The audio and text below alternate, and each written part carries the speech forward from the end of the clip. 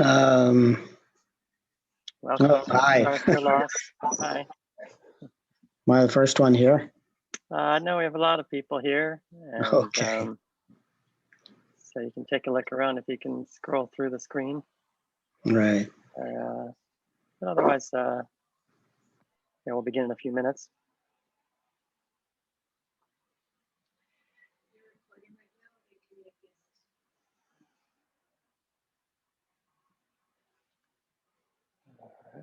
All right.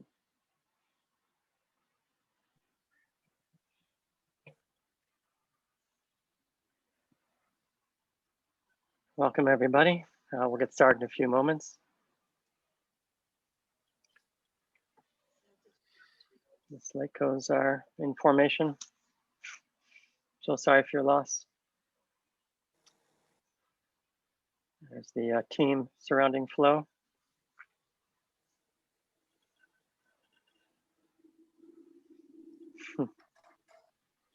Yeah, can you hear us, Rabbi?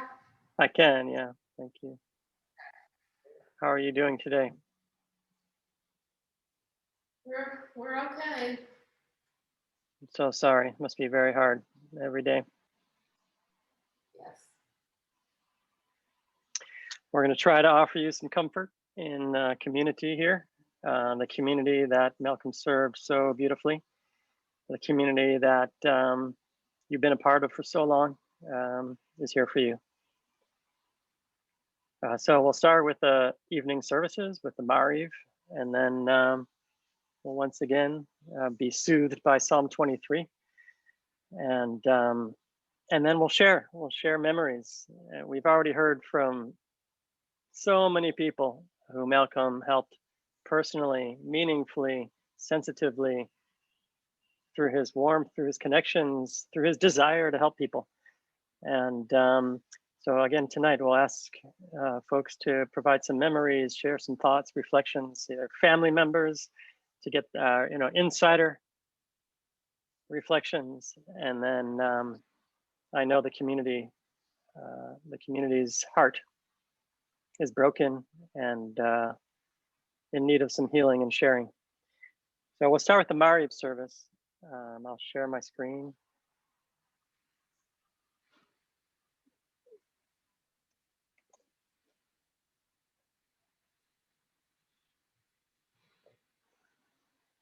And we'll recite the Mourner's Kaddish during the service.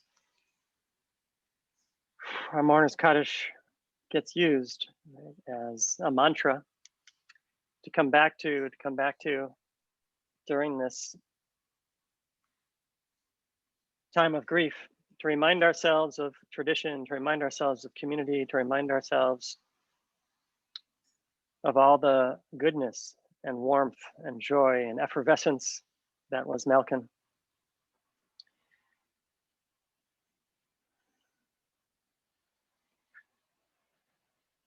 We'll begin in our Siddur with the Baruch Hu. V'hu rachu michaper avon v'lo yashlit v'her bal yashiv ha'pel v'ir kol chamato Adonai Hoshea Mochyaninu b'yom kareinu Baruch Hu et Adonai hamavorach Baruch Adonai hamavorach leolam ba'ed Baruch Adonai hamavorach leolam ba'ed Baruch Adonai leinu melech haolam.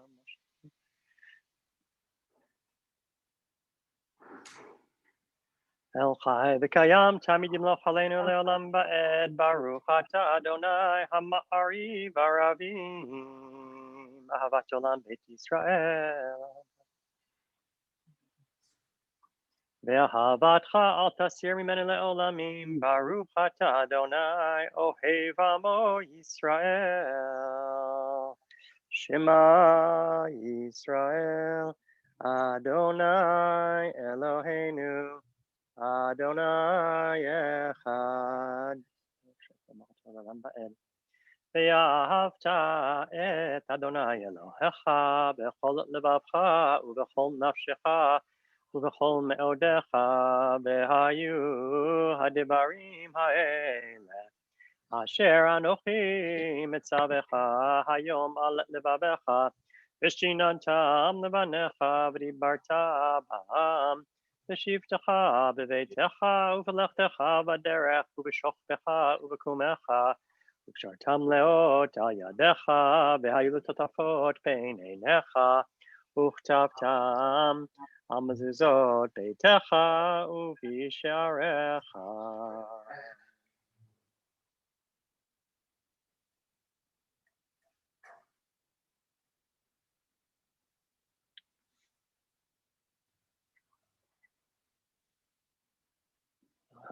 Adonai Elohechem emet.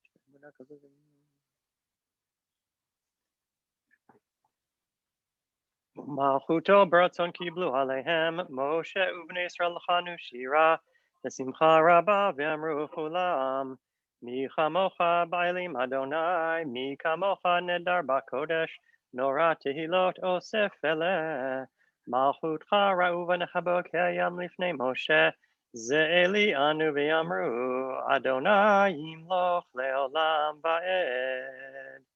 ונאמר כי יפדה אדוני את יעקב וגאלו מיד חזק ממנו ברוך אתה אדוני גאל ישראל. You said in the English, help us, Adonai, to lie down in peace and awaken us again, our sovereign, to life. Spread over us your shelter of peace. Guide us with your good counsel. Save us because of your mercy. Shield us from enemies and pestilence, from starvation, sword, and sorrow. Remove the evil forces that surround us. Shelter us in the shadow of your wings, O God, who watches over us and delivers us, our gracious and merciful ruler. Guard our coming and our going. Grant us life and peace now and always. Praised are you, Adonai, eternal guardian of your people Israel. Baruch atah Adonai, shomer amo Yisrael la'ad. Yitgadal v'yitkadash shemei rabbah. בעלמא דברה קירותי וימליך מלכותי, בחיי חון וביום חון ובחיי דכל בית ישראל, בעגלה ובזמן קריב אמרו אמן. יהי שמי רבה מבורך לעולם ולעולמי עלמיה, יתברך וישתבח ויתפאר ויתרומם ויתנשא ויתהדר ויתעלה ויתהלל שמי דקודשה בריחו, לעילה מן כל ברכתה ושירתה, Tushbachata v'nechamata damiran b'alma v'miru. Amen. My friends, it's time for some silent prayer. We can use the text on the page or pray from our hearts. A few moments of silent meditation.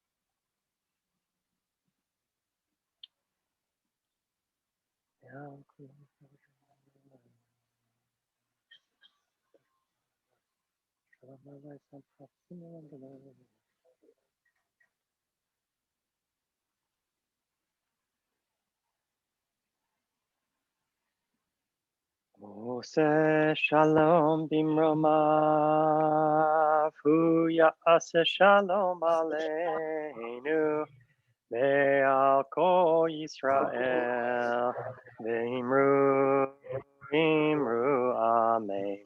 Ya'ase shalom, shalom aleinu, ve'al kol Yisrael, Ya'ase shalom, Shalom aleinu v'al kol Yisrael. Ya'aseh shalom, shalom aleinu v'al kol Yisrael. Yaseh shalom, Yaseh shalom. Shalom aleinu v'al kol Yisrael v'imiru. Amen. Kaddish Shalem, page 149. Yitgadal v'yitgadash shemei rabbah. Ve'almad divrak yirutei v'yamlich malchutei. B'chayechon v'yimachon v'chayet achol beit Yisrael. B'agala u'bizman kariv v'imru. Amen. Yehi shmei rabbah mevorach leolam elamei omaya. Yitbarach v'yishtabach v'yitbar v'yitramam v'yitnaseh v'yithadar v'yitalev v'yitalal shmei dekudesha brichu. Le'ela min kol birchata v'shirata tushbachata v'nechamata b'amiran b'alma v'imru. Amen. Yehi shlama rabba min shemaya v'chaim aleinu v'al kol Yisrael v'imru. Amen. Oseh shalom b'imromav uyaseh shalom aleinu v'al kol Yisrael v'imru. Amen. Aleinu l'shabeach ladon hakol lateh gerula leotzer breshit shelo asanu kagoye haratzot velo samanu k'mishpachot ha'adama shelo sam chelkenu kahem v'gor aleinu kechol hamonam ואנחנו קוראים ומשתחווים ומודים לפני מלך מלכי המלכים הקדוש ברוך הוא.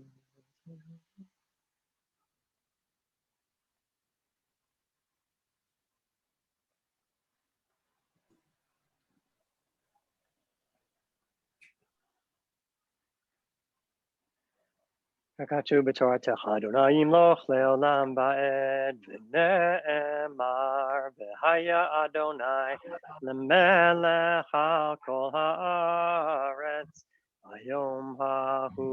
ביום ההוא, יהיה אדוני אחד, ושמו אחד. Friends, it's time for the mourners Kaddish. I invite the mourners to unmute. The Slatkos are already unmuted, but you can join in the mourners Kaddish that you can find there on your computer screen. Here we go. We'll do it together. How about the English? Yit Gadal, V'yit Gadash, Shemei Rabbah. Ve'alma Divra Kirute, V'yamlich Malchute. V'chayechon, Uvyomechon, Uv'chayed Dechol Beit Yisrael.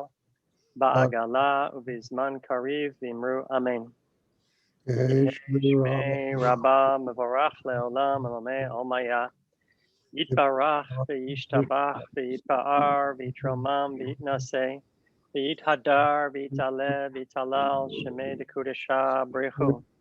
Le'ela min kol birchata v'shirata tushbachata v'nechemata da'amiran be'alma v'imru amen. Yehi shlama rabba min shemaya v'chaim aleinu ve'al kol Yisrael v'imru amen. Oseh shalom b'imromav hu ya'aseh shalom aleinu ve'al kol Yisrael v'imru amen. Amen. Amen. And you may be seated. David Crone is here to offer us some condolence and comfort through his beautiful voice. Psalm 23 is a psalm in which we look to God for care and comfort during this time of grief. Chazan David.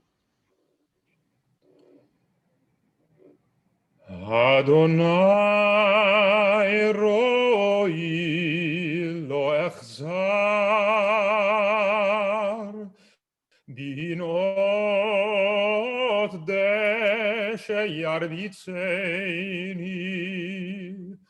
al mei menuchot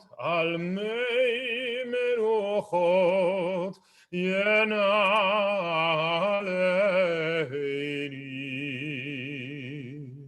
nafshi yeshovev yancheini b'maglei tzedek yancheini במגלי צדק למען שמו. גם כי אלך בגיא על מוות לא יירא רק כי אתה עמדי שבטך ומשענתך המה ינחמוני.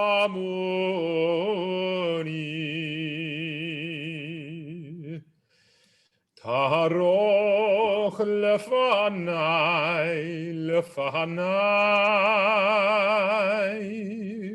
שולחן נגד צורריי. נשענת ושמן ראשי כוסי רוויה. אך טוב וחסד ירדפוני כל ימי חיי, כל ימי חיי, ושבתי בבית אדוני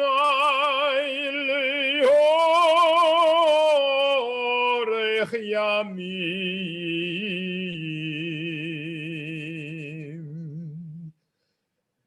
אדוני רואי לא אחסר,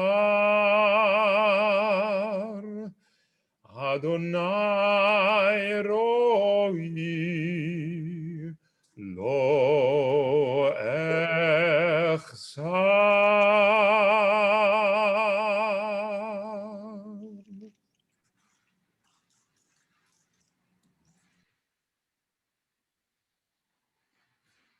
Thank you.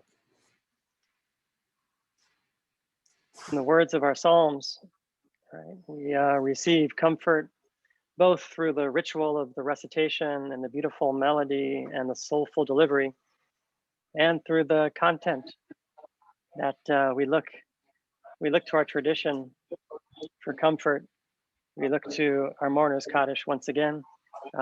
We'll recite the mourner's Kaddish once again. We'll ask the Slatko family to rise once more, and we'll share the screen for the mourner's Kaddish. Mourners, please unmute for the mourner's Kaddish. Okay, here we go. Yitkada, Yitkadash, Shemei Rabbah.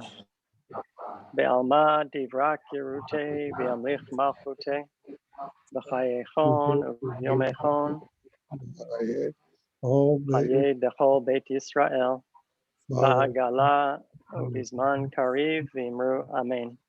Yehe Shmei Rabbah mevorach, le'olam olmei olmaya.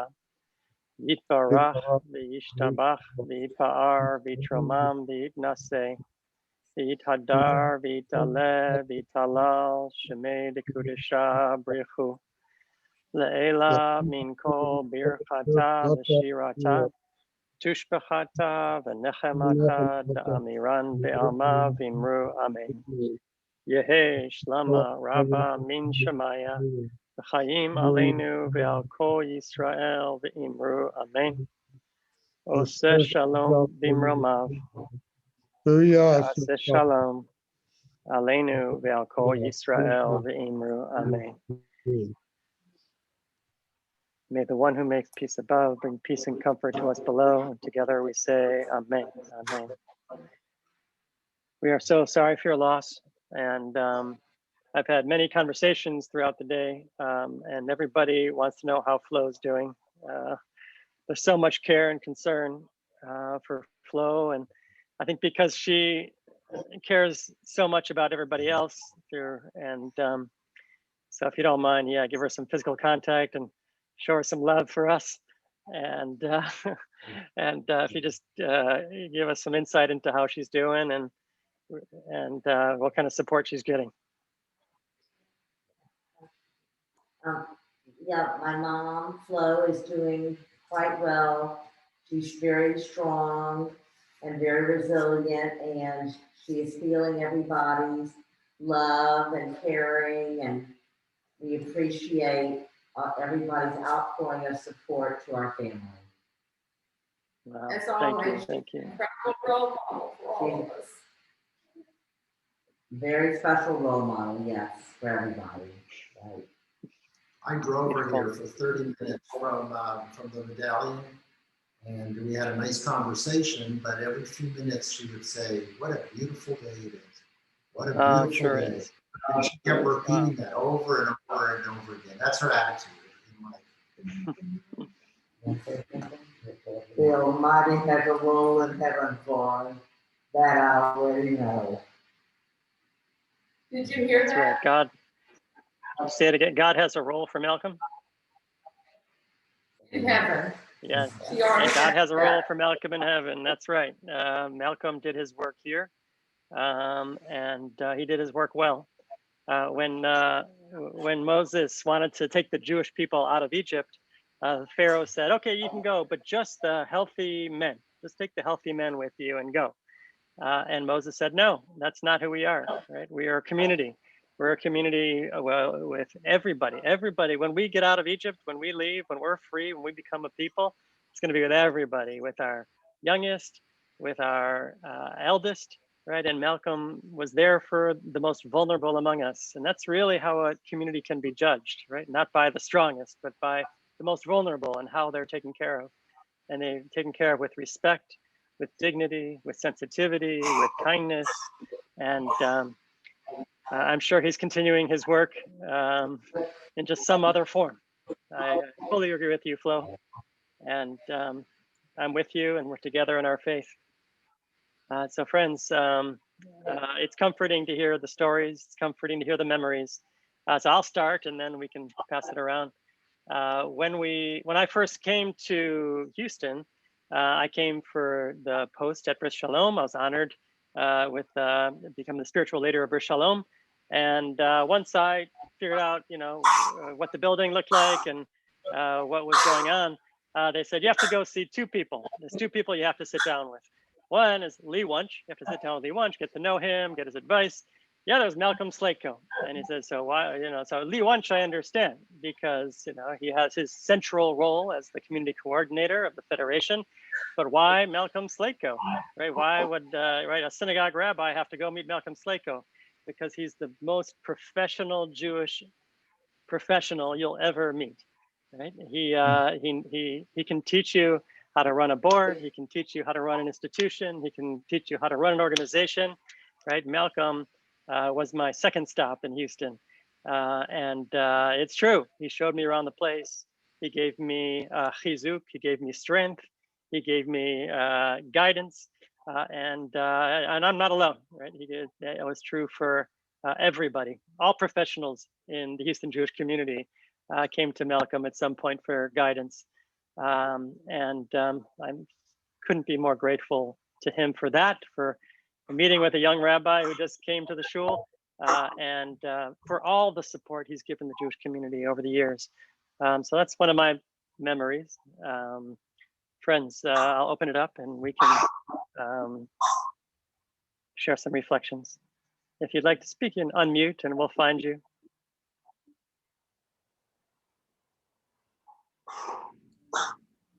Well, I can go ahead and start. Yesterday was a cold, snowy, icy day here.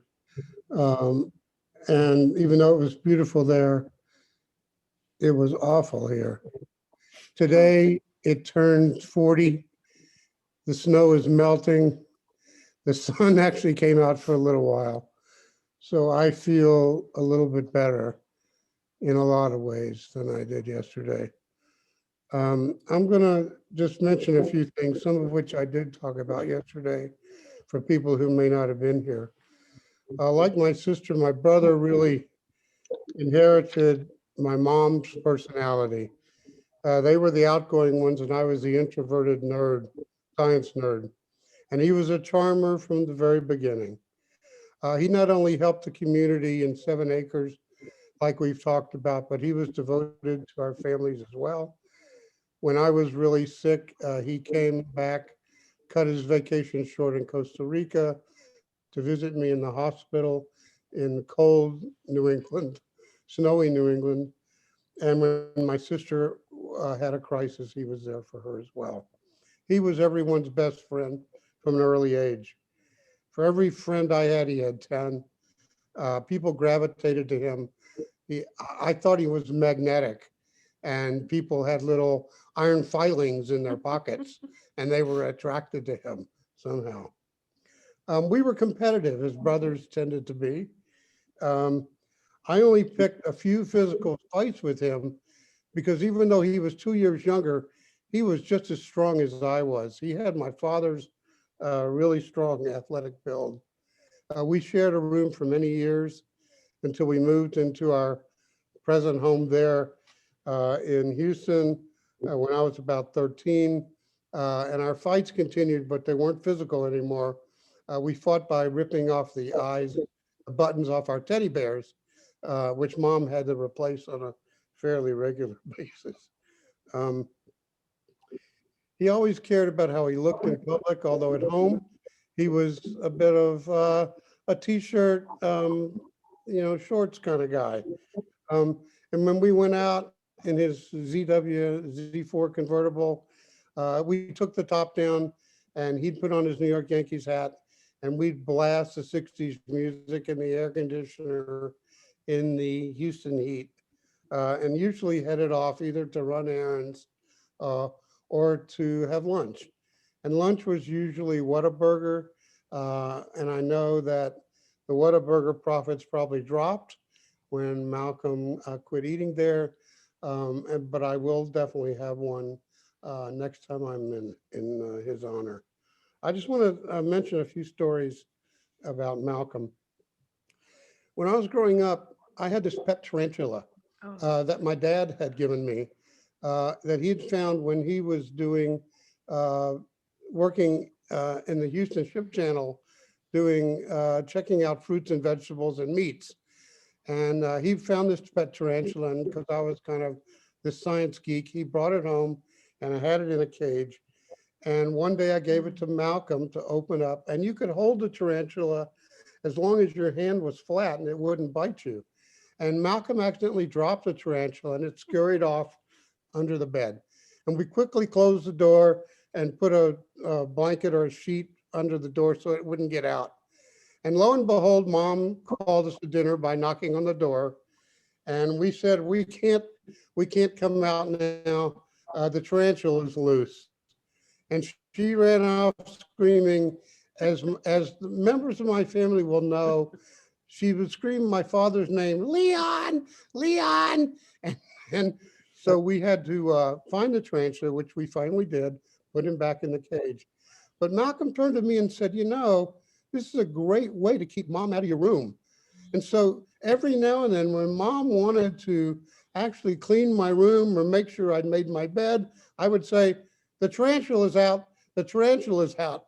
So Malcolm really was very helpful at keeping my mom sort of out of my room back then. And that was sort of a funny story that I remember.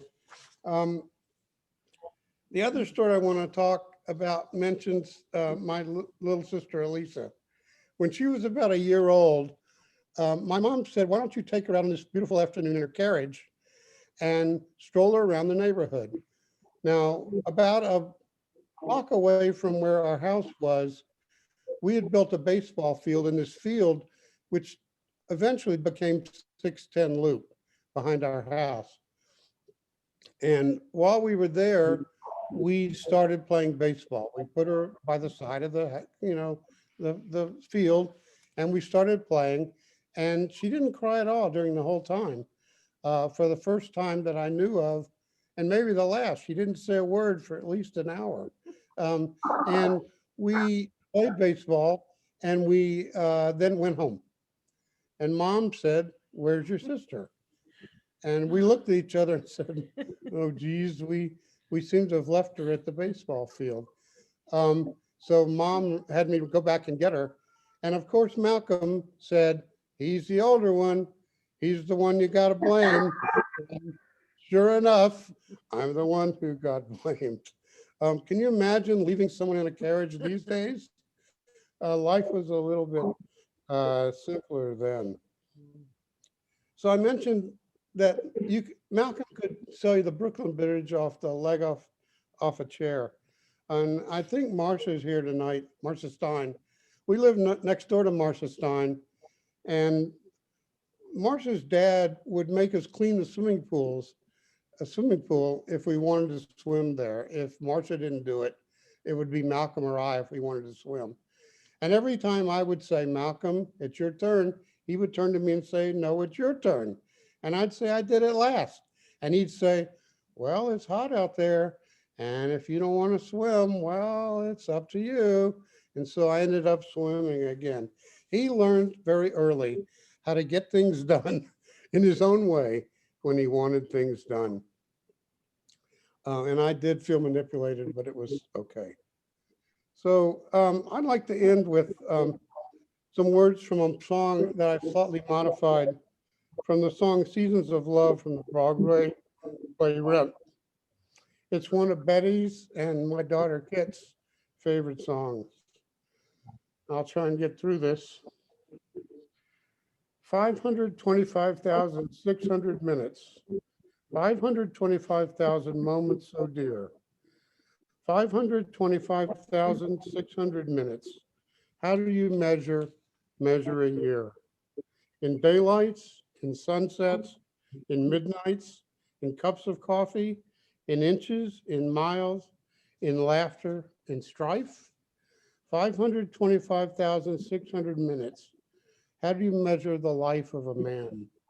In truths that they learned, or in the times that they cried, in bridges they burned, or in the way that they died? It's time now to sing out, though. The story never ends. Let's celebrate a year in the life. Remember the love. It's a gift from up above. Sing out, give out, measure your life in love, seasons of love. It's still hard to believe he passed away. We were going closer, although the 1,500 miles from our homes and the busy lives kept us focused on other things. Too soon at 69. I miss him. And what could have been? Thanks.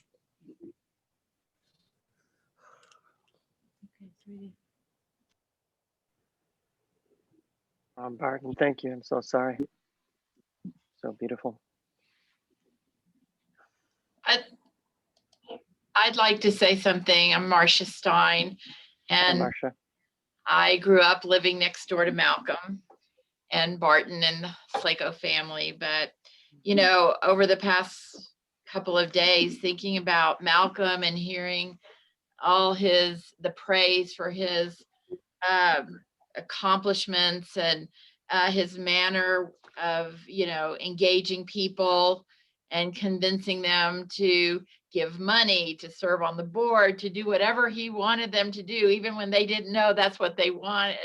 I feel like we could see a lot of those qualities, you know, when he was very young. He was always gregarious and mischievous, and, you know, he was very popular. He knew how to manipulate Barton and myself. Frequently, he would climb out the bedroom window to go. I don't know if Flo really knew that or not, but that bedroom window was a revolving door that he used to get out at night and meet up with people. And sometimes it was Leslie who was frequently, what? I think. Yeah, Leslie met Malcolm through, I believe, USY, and she would strategically plan her weekends to come to USY weekends in Houston so she could stay at our house and be closer to Malcolm. So I feel that we had a part in their long relationship. But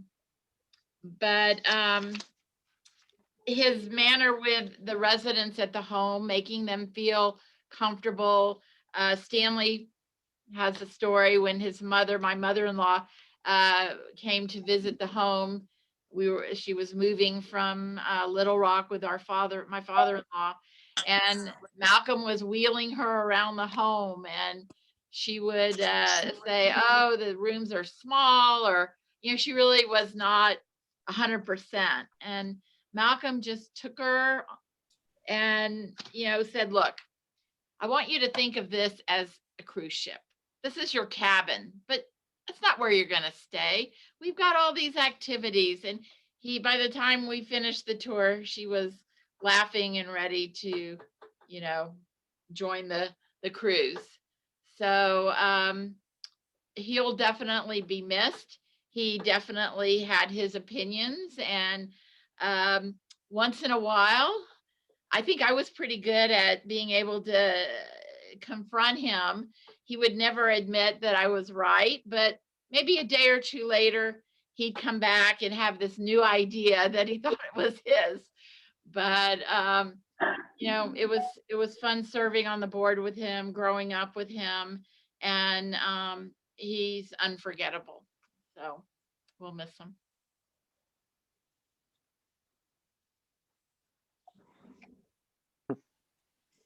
Barry, yeah.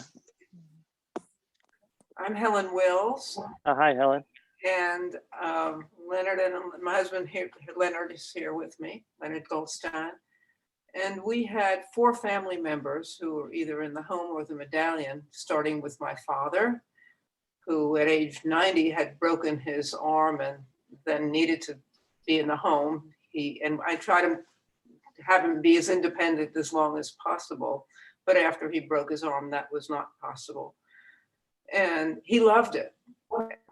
I kept thinking, why didn't I do this sooner? He liked the food. He liked the atmosphere. He liked the services. He liked the attention he got. I mean, he really got first-rate care, as did our 2 uncles and my sister-in-law, Leonard's sister, who lived in the medallion for 10 years, Leonard? Yeah. About 10 years. So Malcolm made that transition possible. He made it easy.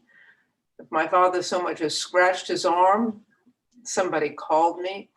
And what we discovered is what's important is the top of the organization, because everyone else takes their cue from what happens at the top. And Malcolm could get people to do what he needed them to do and what he wanted them to do. So for the care that he gave our family, we are eternally grateful to Malcolm. Beautiful. Thank you. Hi, this is Esther Steinberg. First, my deepest condolences to you, Leslie, and to Malcolm's family. I knew Malcolm as a colleague and then as a staff person who reported to him, and I hope over the years as a friend. Many people have talked about his wonderful strength and what he gave and did to the community, so I won't be repeating that, because pretty much whatever anyone else said, I would definitely echo. He was someone in my mind who was strong but kind. And so when you combine the strength and the toughness with the kindness, you get someone who gets things done. And Malcolm was that kind of person. And I always respected him for how he led 7 Acres. Actually, I started before Malcolm. And so it was Sue Karor, Pat Chandler, Elaine Kaplan, and I who were part of the greeting team when Malcolm came on board. And I remember him saying, "Oh my God, women here too." And we all started with a laugh. Malcolm's charm was his entree and how he got people to work with him. Our team was a really dedicated team. And when Malcolm took over as leader of the team, I think we all felt that a good decision had been made, and we were happy to work for him and no longer just work with him. I will miss him personally on a level that surprised me. over the years, when I haven't been at 7 Acres, I always was concerned about what was happening, and kind of from time to time when I saw Malcolm, I'd say, "You're doing a good job." Not that he needed my praise. We were both literally almost the same age, so it wasn't that I was older. I just had been there that kind of 1 year longer than him. He stayed on a lot longer than I did and just gave so much to the community. Um, One of my fondest memories of Malcolm is when he got his motorcycle. And I'm sure Leslie was probably worried about him, and so were a lot of the staff at 7 Acres, that he was riding on a motorcycle. And when he traded to the convertible, well, there was a gap in between, but I think the motorcycle was the precursor to the convertible, and it was nice to see him driving around a little more safely in the convertible and enjoying his life. He was able to really do a lot for the community and do a lot at work, but still was a family person and a family man. And my favorite line is when he didn't really want to listen to what you had to say, he would nicely say, "So noted." That meant no way. So I have fond memories, and I wanted to share them and hope that those fond memories will be comforting to the family, and especially to you, Leslie. Being a caregiver is so difficult. My best to you. I'd like to say something, if I may. My name is Barry Please, Lewis, Barry. and we almost made a big mistake. Now, Leonard and Raymond might tell me my memory is bad. I already know it is, but I was either on the committee or chaired the committee, the search committee, to find a CEO for 7 Acres. And we looked at other communities, other cities. We had people come in and we weren't satisfied. And then some bright person said, "Wait a minute, let's look right under our nose. What about Malcolm Slatko?" And that was the beginning of a great, great relationship. So we almost blew it. And there's Leslie and Barton and Flo and the rest of the family. There's a saying that helped me very much that Rabbi Shaktel said when my dad passed away. And he said that grief is joy remembered. That helped me a lot. And the other one was, don't be sad because it's over. Be glad because it happened. That's what I think we need to think about. So my love to you, Leslie, and my best condolences to all of the family.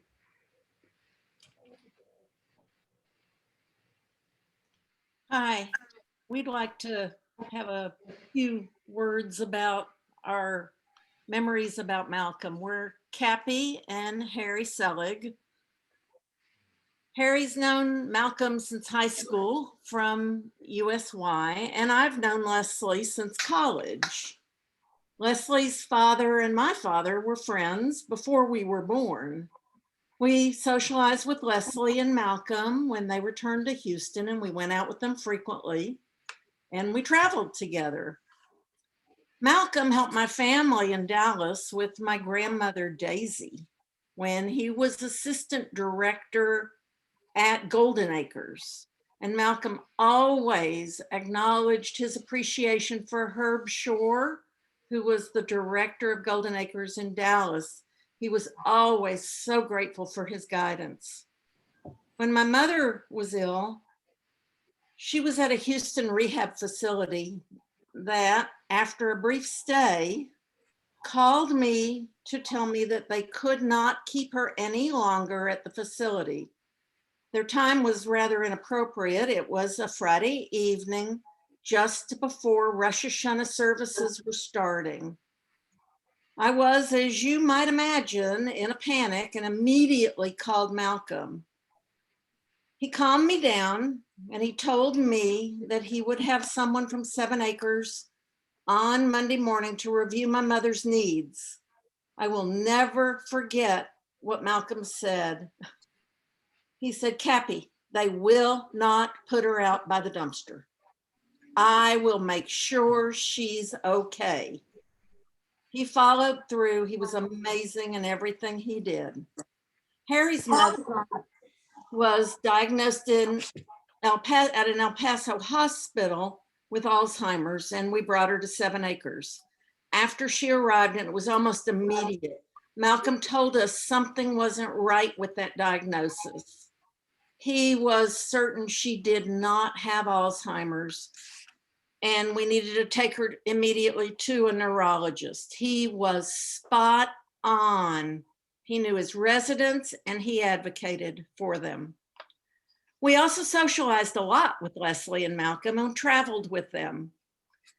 When we went to the movies, quite often, if the show was the least bit boring or slow, Malcolm, who never slept much, would immediately conk out, and the whole theater would be aware from Malcolm's sound effects. His snoring let the entire theater know that he was not interested in that movie.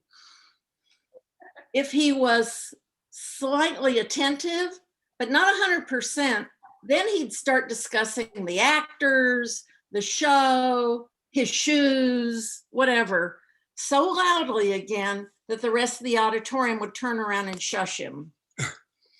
Malcolm never unwound. It was hard for him to unwind and not think about 7 Acres.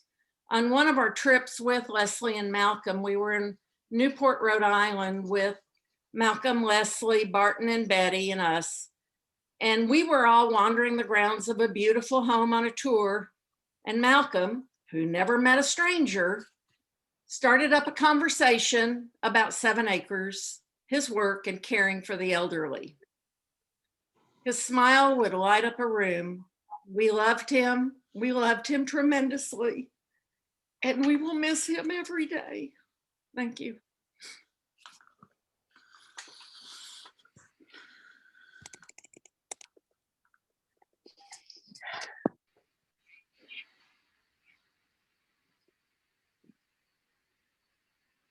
I'd like to say a few words about Malcolm. I'm Luann Flans. Marcia Stein is my sister, and over the weekend, we reminisced about Malcolm. Of course, him sneaking out the bedroom, his bedroom window, to meet his buddies, and sometimes he'd come over to our house when there were other teenagers hanging out there. I, of course, was the younger, like, baby sister, but Malcolm, was always very friendly, and was always just, he didn't treat me as a total baby. He always had things going on. And sometimes he was no angel. Sometimes he'd get caught, but he'd always be able to talk his way out of trouble. He was very adventurous, and he had a certain twinkle in his eye as a kid, and that carried, as an adult too. It was both endearing and made you wonder what trouble he might have get into. If you asked us, then whether we could predict that Malcolm's life would be so totally dedicated to taking care of people, the answer would have been no. But now, when we look back, knowing all he has done and all he's meant to so many people, we have to say his legacy was predictable. Malcolm's character traits and actions did, in fact, demonstrate talents and behaviors that surely contributed to Malcolm's amazing career. And I have to say, on a personal level, as an adult, having to deal with, I was the lawyer in the family, and basically, geriatric care was not my specialty. And when Marcia and I had to take care of our Aunt Louise, or my husband and I had to deal with his parents, the first thing I did was call Malcolm and ask him, what to do. And he always had the right answer. He just, had a way of calming you down. And I know he did it for everyone else that encountered him. He had, from an early age, a personality that was so big. And it was not unusual for Milk Drop Mo, that's what Marcia and I used to call him, to be so friendly and gregarious that, even tall girls would vie for his attention. His short stature never held him back. All the girls loved him and thought he was cute, and Leslie was one of them. I remember meeting her when she used to come stay with Marcia. And I'd always hear, her talking about Malcolm, who used to sneak over. Anyway, he was, as much as he did for everyone, and as serious as his work was, when he had off time and we'd, see him, it was like, he was still that young, gregarious boy to me. And we loved him.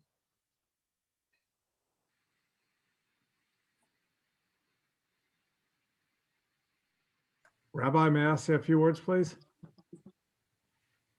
Rabbi? Absolutely. Thank you. Thank you. I'm David Bell. I think I know almost everybody on the screen from what I can see. I have a couple of reflections on Malcolm and how his work at 7 Acres intersected ours as well. I often have reflected on the fact that Houston is blessed with so many extraordinary Jewish professionals and people that stay a very long time in their jobs. Malcolm, of course, was the dean in terms of the number of years of longevity he had at 7 Acres. But I used to say that of all the jobs in town, his was the hardest. For one reason, whereas other professionals had a board that was essentially their boss, Malcolm, when 7 Acres had 300 residents, I used to say that Malcolm had 300 bosses, because each family of a resident wanted his attention, wanted to make sure that he was paying attention to them. And of course he was.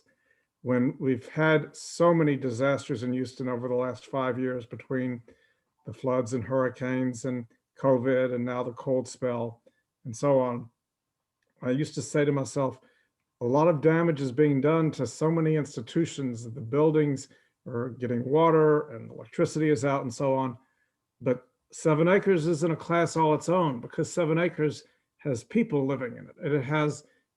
It is the home for so many people. That's very different than our other buildings that are but that are community gathering places. But 7 Acres, the first thought that all of us had when we had Harvey and other disasters is, everybody at 7 Acres okay? And that thought never left me. My father was on the board of 7 Acres for many, many years. I was briefly on the board in the 80s, but I only lasted a few years. My father lasted a couple of decades, I believe. But when my parents turned 80, my sister and I donated a tapestry to 7 acres of a beautiful Jewish setting, if you will. And that particular tapestry has had several homes, if you will. I don't remember where it was at first, but then one day Malcolm said he was moving it to the daycare center, which was very nice. That was a facility that doesn't exist anymore, but was exactly what it says, a daycare center. And we were very happy about that. Then the next thing I knew, that daycare center wasn't there anymore, and neither the tapestry didn't have a home again. But in the last couple of years, when Malcolm redesigned the social hall, I don't know what it's exactly called, but the large room as you walk in toward the right, he called me up. He said, David, I'm going to put that tapestry in that room.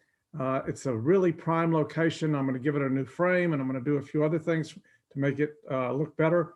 And I was very, very grateful for that. But the thing that I was most grateful for was that after the hurricane that occurred in 2001, I believe it was June of 2001, my father, who was not well already, but his home went under on that particular Saturday afternoon. My mother-in-law had actually just passed away about 10 days earlier. And now it was not possible for him to stay at his home where he was staying with an attendant, but the home was no longer livable. And I will tell you, just like you've heard from so many other people, from the time I first called Malcolm till the time my father was in a room, comfortable with everything needed taken care of, was 2 hours. From the first call to being situated. He said, David, let me make a few calls. I'll call you back in a few minutes. And then he called me back. He said, bring him on over. And I don't remember exactly. I think it was with an ambulance, but our house was not livable. His house was not livable. And Malcolm turned on a dime and was able to make it happen instantly. And I will never forget that. So thank you for allowing me to share those remembrances. We will miss him very, very much. Thank you. Beautiful.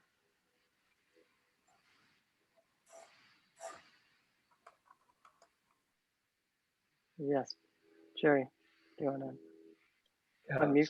I had a professional relationship with Malcolm because I worked for the state for many years in the elders and disabled division, or age and disabled division. And what impressed me about Malcolm was how successful he was in advocating on behalf of the private nonprofit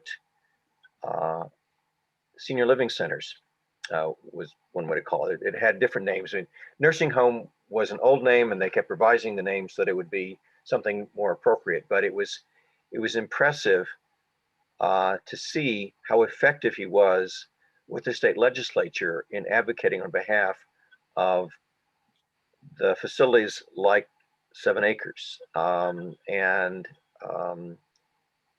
know it was effective because things got changed when they needed to be changed, when there was something to be done that would benefit not just 7 Acres, but all the private nonprofits that were facilities like his own.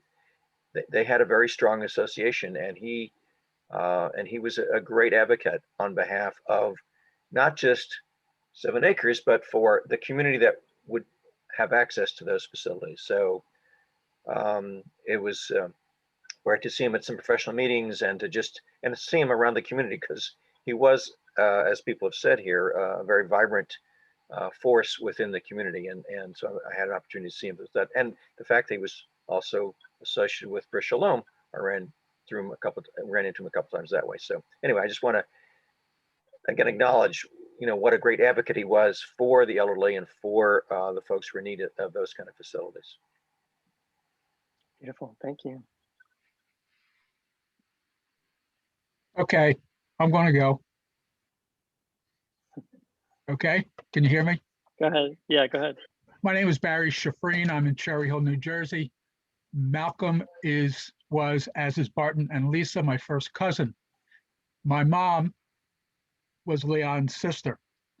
Leon and Marion were children of Benjamin and Sadie Slatko, up here at Slatko, not Slatko. And Benjamin was one of 12 Slatko kids. The family started in Philadelphia and then spread out to Miami and Texas and wherever. So that's where I fit in. There's just a couple things here about Malcolm. I first met Malcolm when I was 9 months old in Houston. I remember him as being a giant. Of course, by the time I next saw him at some family affair, I was towering over him. It's good to see a whole bunch of people I haven't seen in a while, at least since Leon's funeral, if not earlier, online tonight. Cousins and Luann and Marcia and Aunt Flo and the rest of the mishpacha here.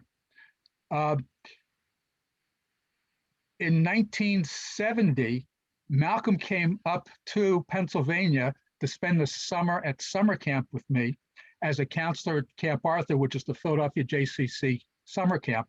So he was up here for 8 weeks with me. We were in the division with the 9 and 10-year-olds called the Inners. I was in bunk 25. Malcolm was counselor in bunk 27.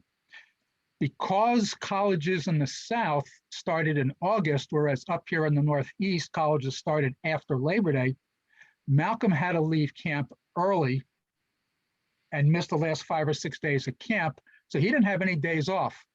So he scrunched all his days off into the last week of camp. On one of my days off, I returned to camp, and Malcolm and a fellow counselor from bunk 22 by the name of Gary Krause approached me and said that they were talking, and Gary mentioned that he's got a relative who's a mobster in Miami with the same last name. So on my next day off, I came back home and I was talking to my mom and my grandmom, and I said, we've got this fellow counselor at camp who says he's got relatives by the name of Slatko in Miami who's a mobster.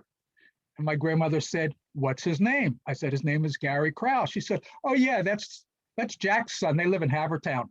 It turned out that Gary was a cousin of ours. And Gary, was it Minnie, who is the son of Benjamin? I forget, I don't have the family tree with me. Yeah, many. So Yeah. of the family tree, of the 12 children, a couple died before they got married, and at least 8, 9, 10 of them actually had families. So Barton and I, starting in the late 90s when email became popular, started up a Slatko family tree. And now that Barton is retired, for the most part anyway, we're going to resurrect the family tree. So hopefully those of you who are not participating back in the 90s and early 2000s with Barton and I on the family tree will now participate on the family tree by email. And Barton is supposed to get us a account at ancestry.com. I went down to, the family went to Houston several times for family affairs. They came up here usually for our family affairs or Passover. And when Malcolm and Leslie were getting married in Austin, we went down there. There was a huge storm in Philadelphia. And so my parents drove to the airport and had to drive back home and come in the next day. So I remember some things about the wedding, including something that Malcolm did at a bar one night at the Hilton near the Highland Mall, but I don't think I would have mentioned it here. I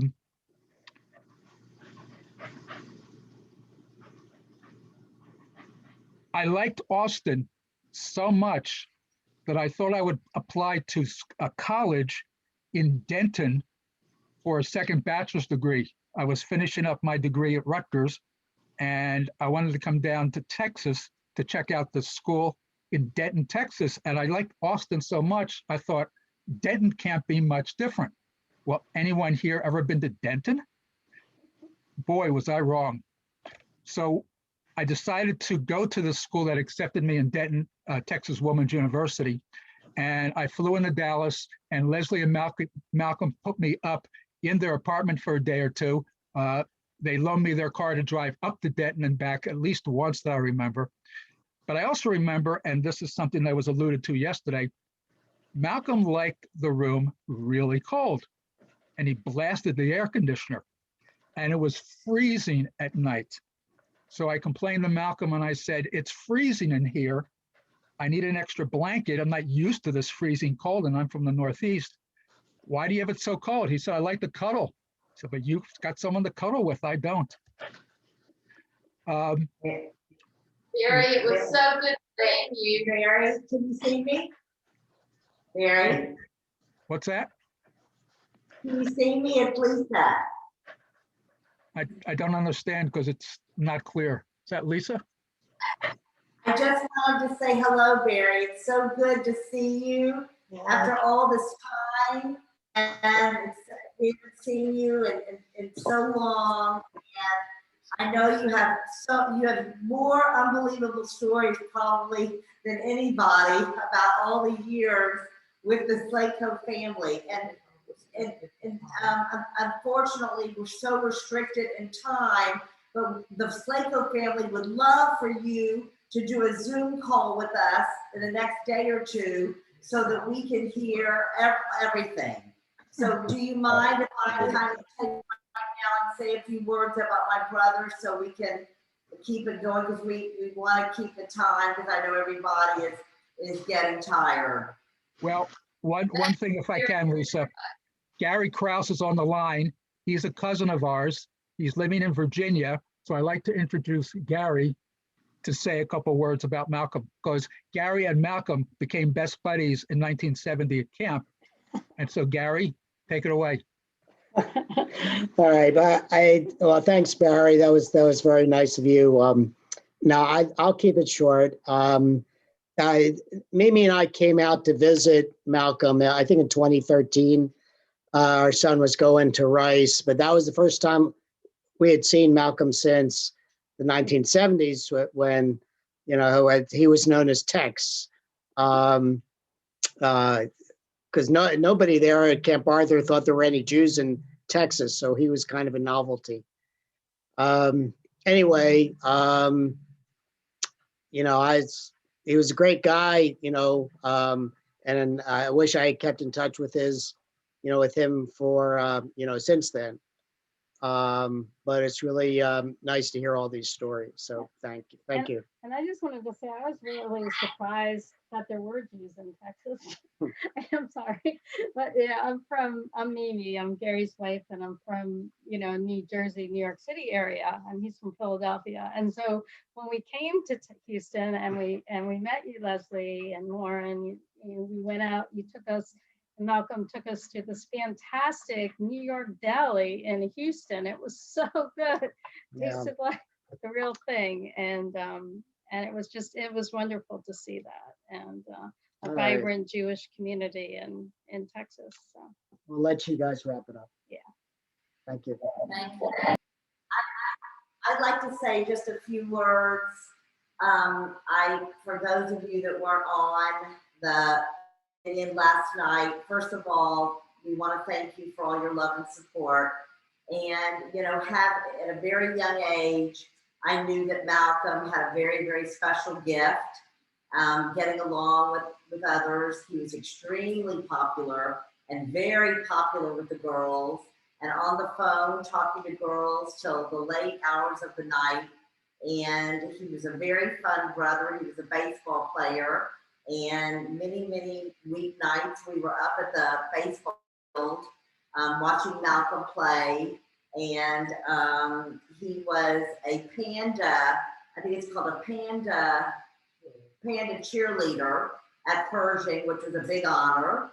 And he was just a very fun, happy, great brother who was just adorable, really, really adorable. And in these last years, as my, parents have gotten older, Malcolm has been a huge support to all of us, especially to them.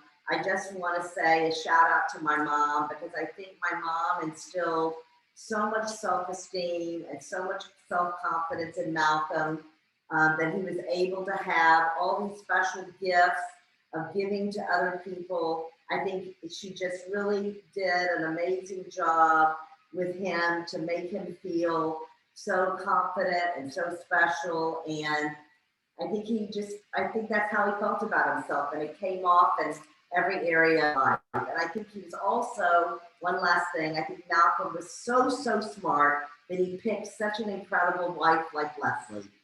So he picked her at a very young age, which is incredible, he knew.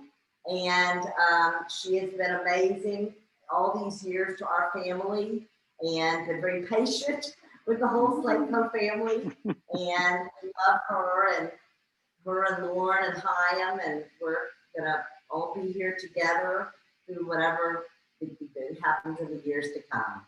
And we love our Bubby Flo, and so glad that she is here with us at 97 and going strong. As I scroll thank through you. the screen, everybody that is here tonight, everyone that was here yesterday, I want to thank you all, whether you're from our past individually, whether you're from our past as a couple, whether you're professionals work with Malcolm and ended up being very dear friends.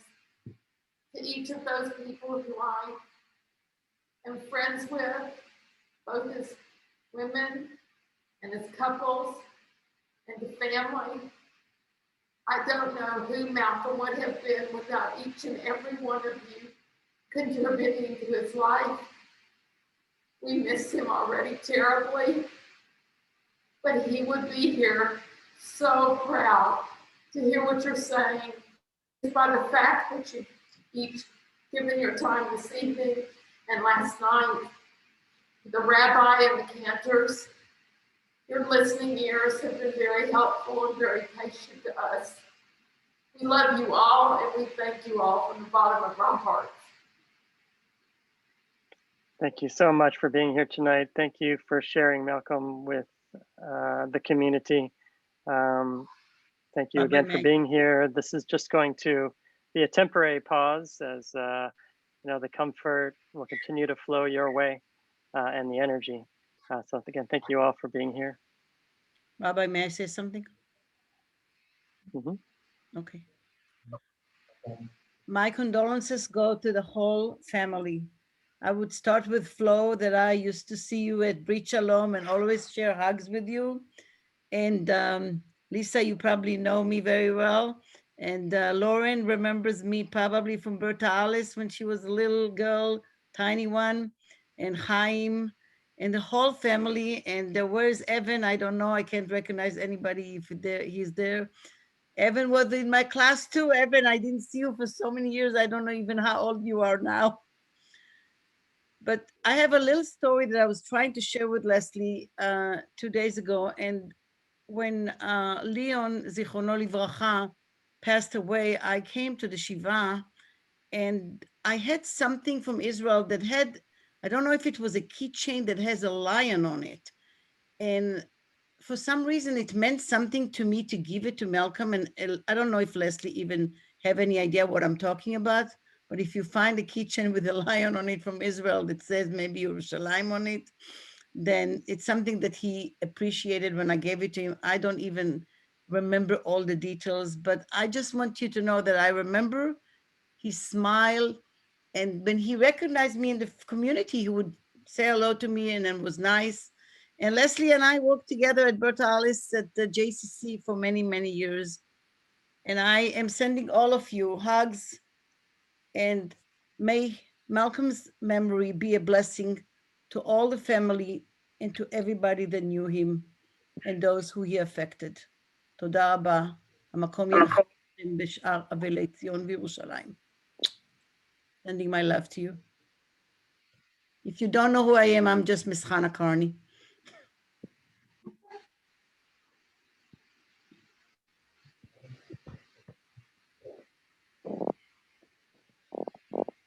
Friends, Laila Tov, and thank you again for being here. And we will continue to pour out our comfort and condolence. And Laila Tov. Laila Tov.